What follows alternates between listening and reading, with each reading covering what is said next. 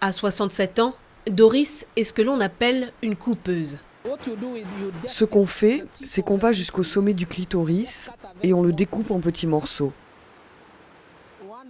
Pour éviter les saignements, on bloque d'abord et ensuite on coupe. Pendant des années, cette sage-femme, elle aussi excisée, a pratiqué des excisions sur des petites filles. Une pratique pourtant interdite depuis 2011 qui lui permettait de doubler ses revenus.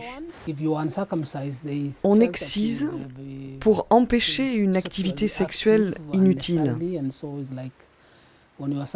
L'excision réduit la libido. Je suis soulagée que le gouvernement l'ait interdit, car dans certaines communautés, c'était si extrême que ça affectait les femmes pendant l'accouchement. Certaines femmes ont non seulement le clitoris coupé, mais aussi les petites lèvres et les grandes lèvres, ce qui oblitère le canal de l'accouchement. Comme Doris, de nombreux professionnels de santé pratiquent des MGF, des mutilations génitales féminines.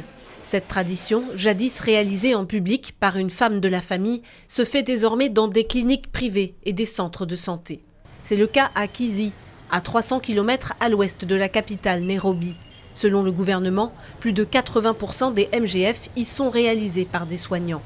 Ici, l'excision est un rite de passage de l'enfance à l'âge adulte. Alors pour sensibiliser la communauté, une ONG locale organise un rite de passage alternatif, combinant les rituels de célébration et les enseignements traditionnels. La différence ici, c'est qu'aujourd'hui, elles seront considérées comme des grandes filles, mais sans avoir à subir l'excision. Nos filles sont excisées très jeunes. Elles sont excisées par du personnel médical, mais dans le lot, il y a beaucoup de charlatans.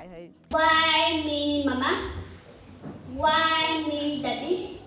Why me, mama? Why me, my people? Pour l'ONG, l'enjeu est de protéger les jeunes générations contre ce fléau qui menace leur santé physique, psychologique et sexuelle. J'ai subi la coupure, mais je ne veux pas que mes filles subissent la même chose. Lors d'un séminaire auquel j'ai assisté, on nous a parlé des complications lors de l'accouchement pour les femmes qui ont subi la coupure. Et j'ai vécu la même chose en me rendant à l'hôpital pour accoucher. J'ai fini par accoucher en chemin. Je ne veux pas que mes enfants connaissent cette souffrance. À l'issue de la cérémonie, chaque fillette reçoit un diplôme.